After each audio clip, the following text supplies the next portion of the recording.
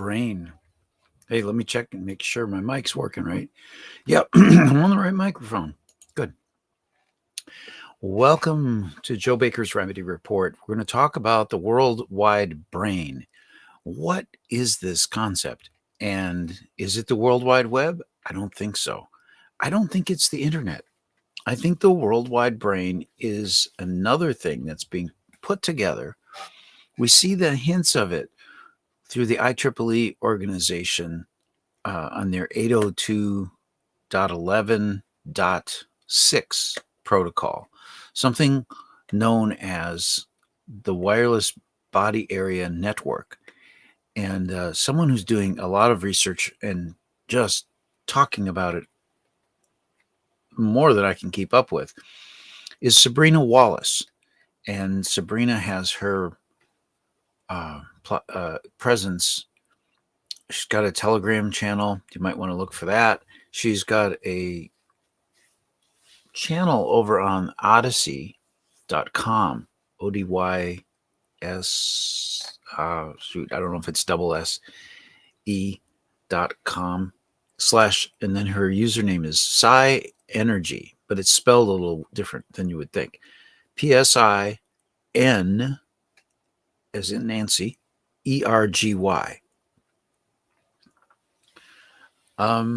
She shows some other people that have been talking about this kind of thing for a while, but I don't know if anybody is really pushing it and talking it up like she is.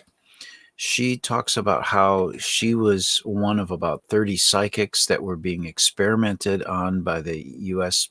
military or government, somewhere, some organization in the government, and she called herself as classified as the letter N as in Nancy 2, N2, and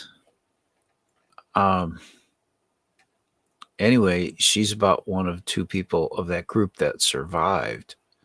She's on disability now because of it, and she makes the claims. Well, she points to it in the literature and stuff. They're actually networking our bodies. They're using the biofield around our bodies. I know of the biofield of this life of ours extends out from our body about 6 feet out. And it goes much further. I've had people tell me they could feel me working on their biofield with a tuning fork from about 150 feet away. Now, that is remarkable. This is a tuning fork, right? It's a piece of aluminum alloy, some other kind of metal in there probably. And then I use a rubber hockey puck, and it makes a really nice sound. Very few people, some can actually kind of shriek from it. You know how some people are adverse to hearing fingernails scratched on a chalkboard. You might think of that kind of reaction for some people. I hope it's not you. And in such cases, we have a way to remediate it with a piece of black tourmaline, a beautiful stone, and we just put this on the base of the tuning fork when we strike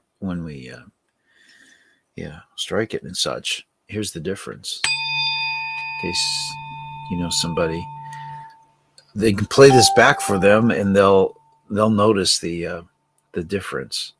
And I can help all sorts of people by working and clearing the tuning. Biofield tuning is a practice that helps to auto-tune the parts of your biofield that have an energetic distortion in them, and a distortion caused by trauma from your past.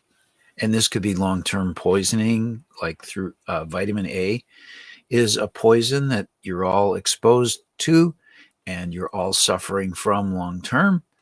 And we can kind of work on that with the biofield tuning to kind of change your body as if it hasn't been exposed to that toxin for this whole long time, at least as far as this energetic residual has to do with it. So moving on back to the worldwide brain, I've done some really interesting experiments over time, and one of them is to pair a psychic person up with these twisted copper rings, and had the psychic look at a star through a twisted copper ring, and she had a psychic encounter with a group of entities from that star. At least that's what we gathered from it all. And this kind of told me right off the bat that the whole thesis that we cannot communicate, faster than the speed of light was just rubbish, because here she is talking to a star light years away instantly with instant psychic communications back and forth.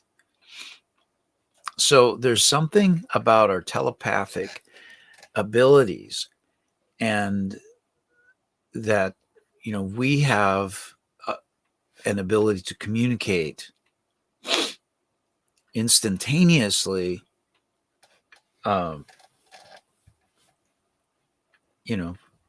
light years away. So there's that. And so why wouldn't we want to have telepathic networks working, like computers actually using our psychic abilities as a backbone for communications? And that's the next foray that we're going to see. I mean, it's already being done. If you listen to Sabrina Wallace on this matter, it's already being done. I mean, we are networked, and there are people logging in to our bodies as a computing system. Now, there was also stuff I saw years ago that they were working on using human subconscious and peripheral vision processing to determine how to deal with emerging threats that on a battlefield or whatever. So you've got this ability of the government research to be able to interact with the human subconscious as if the body is a sensor and a processor as well. So where are we going with all of this? I'm telling you that there is that the internet that we've been dealing with with our computers and so forth is antiquated. It always was antiquated in comparison to what we have within us and our ability to communicate with others telepathically. A lot of that is dumbed down and like hybrided out of us somehow. Those abilities of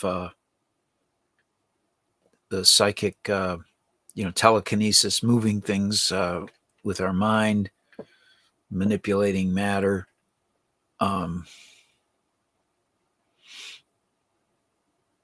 Levitation, all these kinds of things are, I feel, things that we should have the ability to do, and that a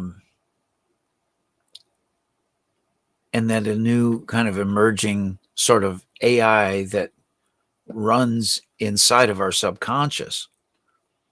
Imagine the most efficient, computer system that you can imagine is the human mind.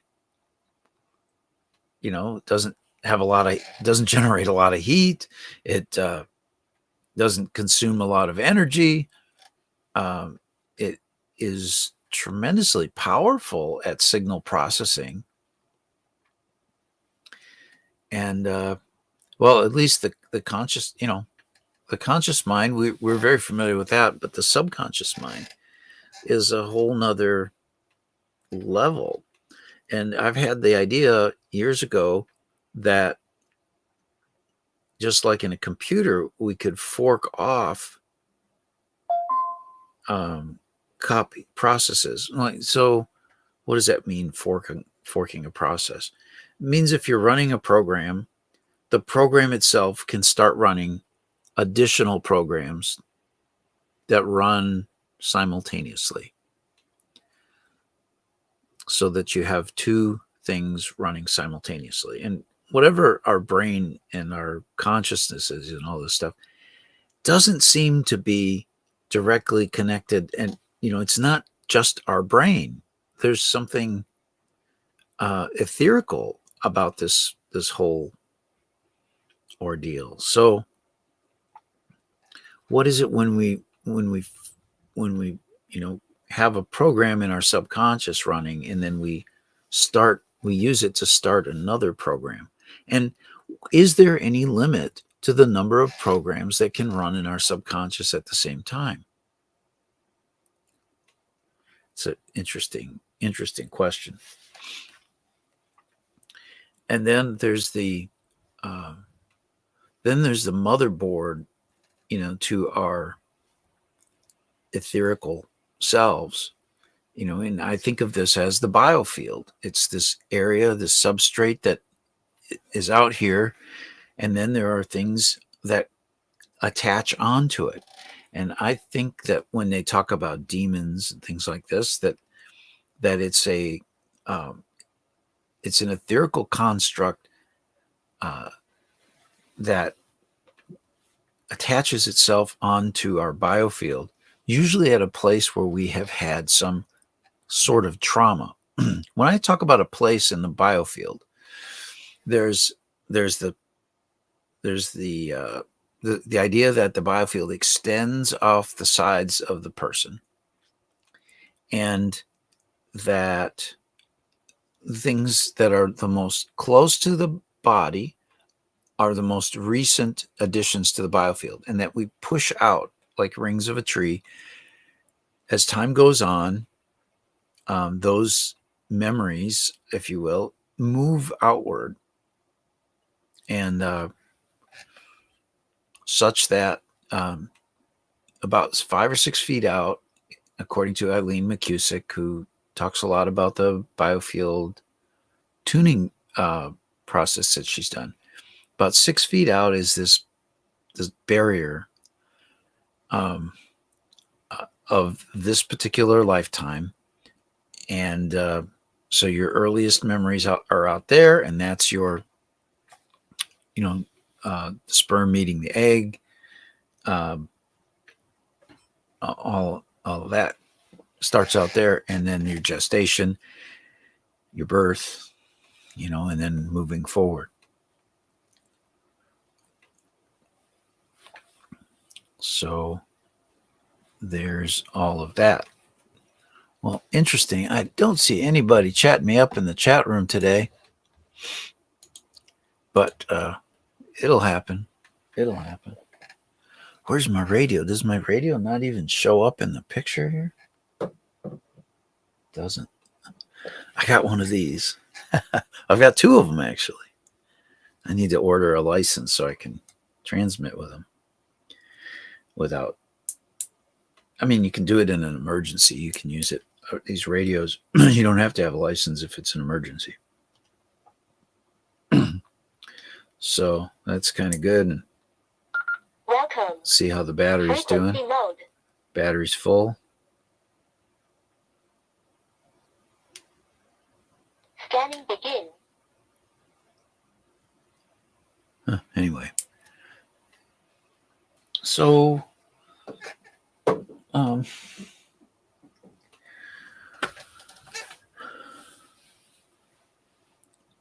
So a lot of the kind of psychic things that people are experiencing today, I want to talk about that for a moment, and the possibility that your experience might be synthetic. Um, so what they've been doing is getting inside of people with sensors and stuff and recording a lot of our human experience so that they can mine this data and create a kind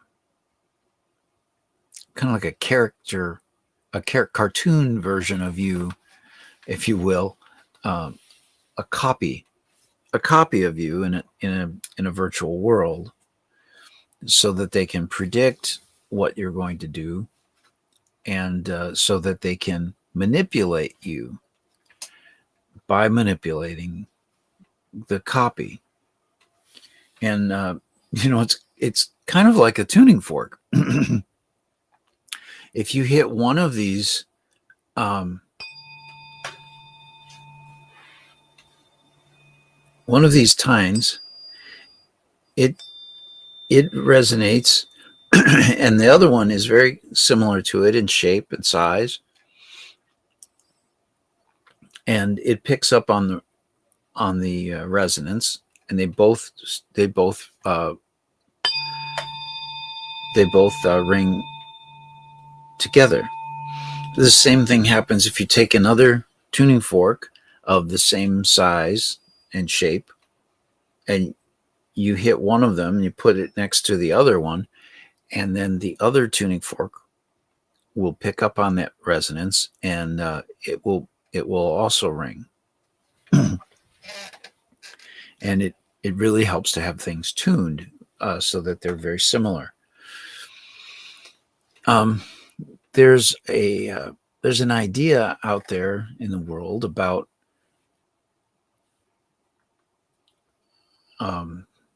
things that are the same shape. If they're appreciated, you're appreciating everything that is that shape. And there's a kind of a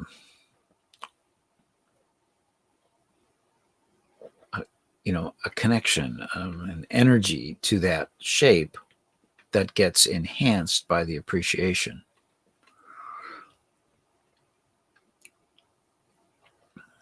So, too, it would be with the copy of you in this AI world, metaverse, if you will. They like to call it a metaverse. That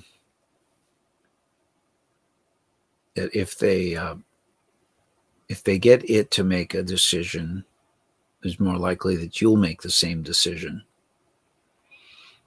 It's kind of that sort of thing where they're trying to make things happen, manipulate them. Anyway, we've been talking a lot today, and the idea is the worldwide brain. Try and stick to that.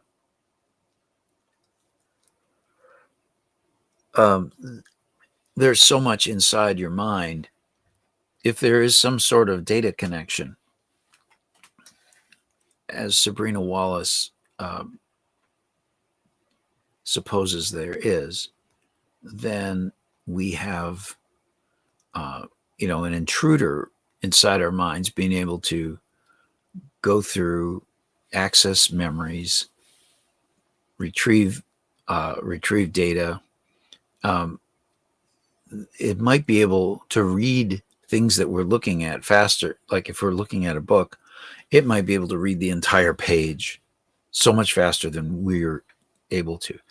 I used to do experimentation with something called speed reading, or page reading, where you would turn a page, one page like every second, and you'd be looking at the center of the book and the page to the left, the page to the right, and I think it was called photo reading, page reading or photo reading, something like that. And it was interesting, and they were making the suggestions that after you go to sleep, after you do some page reading, then your subconscious mind will work on all of that and assimilate what you've seen on the pages. When I was doing this sort of thing, that's when my tinnitus kicked in. The tone that I hear in my head pretty much all the time. I was also experimenting with those tones where you play one in one ear and another in the other ear, and their pitch is off by a few cycles per second, and they call that hemisync. I'm glad you stopped in and are watching live. We're broadcasting on LinkedIn, YouTube, and Facebook. This is Joe Baker's Remedy Report. It's a show about bringing harmony to the world through economic innovations, health tips, and increased awareness. Today, we're talking about increased awareness, the idea of there being a worldwide brain, kind of a network, a psychic network, a telepathic network between all of us on the planet, and that this is a natural thing, and that the government's been putting sensors inside of us, trying to manipulate, trying to learn how to use that network, right? And so, I don't know. I think this, you might consider this science fiction, and that's fine. I can't prove that this stuff is out there. I can tell you that my friend communicated with a group of people on a star by just looking through a twisted copper ring that I made, and that they were answering in real time. And that was, that's light years away. So there's some kind of communication that we have in a telepathic approach that is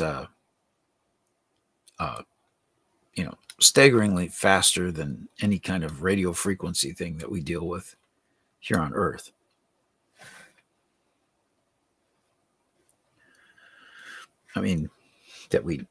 Obviously people are being taken advantage of. People like my friend who are psychic are experimented on by the military. They put little sensors in them. Some even suggest that the vaccines that have been put out have little computers in them, sensors with the ability to communicate and to self-assemble,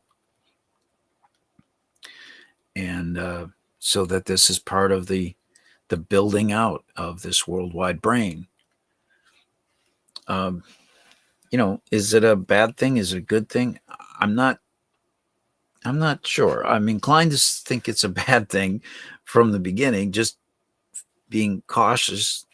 But on the other hand, there's a lot of power in a collective mind, like what we've been able to see happen with AI, where we amass all of this literature and have it be able to answer questions about it, have it be able to be introspective and look for similarities of thought and such. It's a very powerful thing. It would be better if we were fully appraised of how we're being used for this type of thing. What I'm proposing to do for myself is to use my registration of my service mark, where I've registered my name, Joseph William Baker, with the U.S. Patent Office, and as a service mark. So it's my intellectual property. I can send cease and desist notices to any department of the government that I want. And if they don't, they're in violation of my intellectual property. So I can get myself off of lists such as, maybe the terrorist watch list is one of the nefarious ones, where they, for any any behavior some government official thinks is, weird or something, they get you on that list. And then there's these aerospace people. I presume it's the aerospace industry that's messing with these people, and they come by and they beam them with an energetic beam that hurts. And I got to keep an eye on the time here. We've got another broadcast going at the top of the hour with Dr. Garrett Smith of the Love Your Liver live stream on YouTube, and I'll be doing the broadcast engineering for that. He's going to have a special guest on, I understand, Kelsey Kenny, and they'll no doubt talk about the fertility issues and how vitamin A and other toxins are causing problems with fertility. I hope you'll tune in and watch that. It's something I love to be a part of. So anyway, this whole thing about our brains being used as a computer, I've been thinking about that, about trying to program my brain to do brute force hacking of like Bitcoin addresses. And it's just been an idea, but so I've been thinking along these lines of how do we train the brain's subconscious to imitate, a computer like we have already, Intel compatible computer, and the CPUs and all this stuff. I think it could be done. And I think it could be, way faster than the computers that we use now. Instead of maybe an Intel processor, we could imitate with the brain like the ASIC chips that are used for Bitcoin mining. I don't know, and then fork it off so that you create many copies of the same thing. It's this idea of people having multiple personalities. These are like subconscious parts of you, I think. Well, they do come forward to the conscious, don't they? But I think each of us have many subconscious personas, and that different parts play different roles in our psyche. Protectors,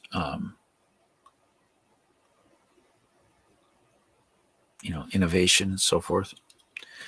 Well, look, I'm not going to keep rambling here. I've got to get on to getting ready in the prep for the other show. But if you'd like to join us, Nutrition Detective is the other. Why don't I put a title up for that on the screen so you guys can see it? So youtube.com/@Nutrition Detective.